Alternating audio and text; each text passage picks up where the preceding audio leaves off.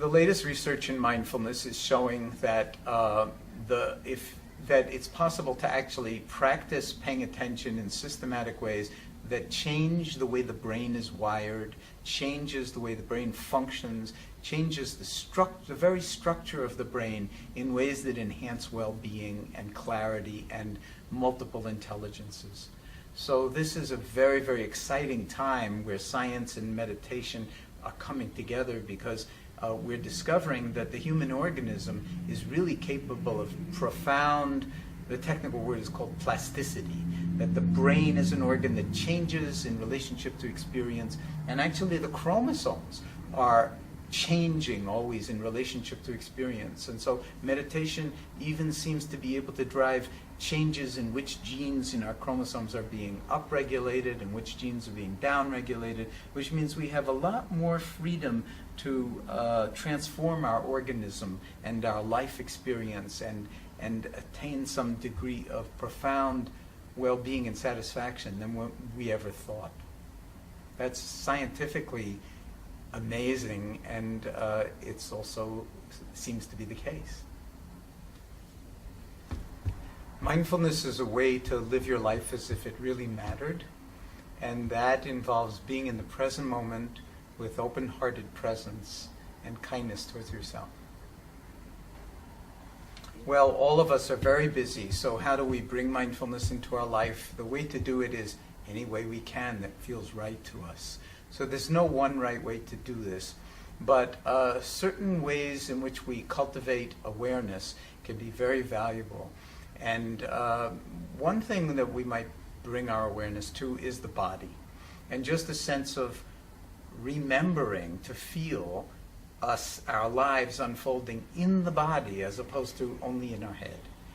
So that can be done in many different ways, a sense of the body as a whole, walking, sitting, eating, moving, or just being in touch with the breath, one's own breath, and the feeling of the breath coming into the body, the feeling of the breath leaving the body.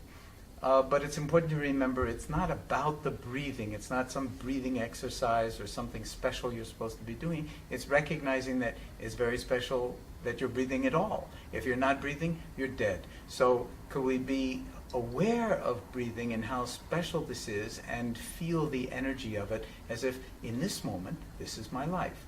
And it's not waiting for the weekend to have my life or waiting when I finish some big project, but every moment is my life. Then, even in very stressful situations, you can move into the actuality of the situation and find ways to move with it and regulate your own reactivity to it, so that in some very, very deep way, you are not running away and you're not pushing through anything, but allowing things to unfold as they do.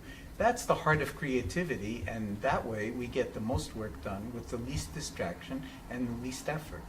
It's an art form, and it takes a while to learn. It's not something where you just hear me say this on the web and the next thing, oh yeah, I'll be mindful for the rest of my life. It's one of the most difficult things in the world, if not the most difficult thing in the world for us human beings to do, is to be present in our own lives and to be kind and less judgmental of ourselves. That's why it's worth doing. It's worth practicing. But it's not a doing, really. When all is said and done, it's a way of being, and actually a way of being awake and yourself. And the present moment, which is the only moment we're ever actually alive in, tends to get obliterated, really squeezed to the point where we're not in the present moment anymore. We're always in the past, always in the future. And that's a prescription for unhappiness. Happiness isn't some of the time when, at the pot of gold at the end of the rainbow. It's right now, in the midst of whatever is happening. And this is an art form, so it does take some time. It does involve some discipline. But I would throw out, well, what else is there to do? Because if you're missing your entire life, whatever moment you decide it's time to reconnect with your life, that moment, guess when that will be? It will be now. Again, you look at your watch, oh my God, it's now, again. So we only have moments of now, why not make the most use of them now? What is the most important thing that I've learned over the years about mindfulness? I don't know. That it's a mystery, that it's a gift, that we are geniuses, that we're miraculous beings, and that we ignore most of our beauty and drive ourselves crazy over all these things that are really not important. So we're driven by the urgent, miss the important, and then wind up a lot of the time being unhappy, and then look elsewhere for the solution. This is a prescription for disaster. And when I see people coming to mindfulness, our medical patients, for instance, by the hundreds, by the thousands, by the tens of thousands, and turning their lives around and having many of their medical symptoms fall away and coming to live their lives more fully, it's an unbelievably gratifying work. So this work is moving into medicine, it's moving into psychology, it's moving into psychiatry, it's moving into education, into the law, into government.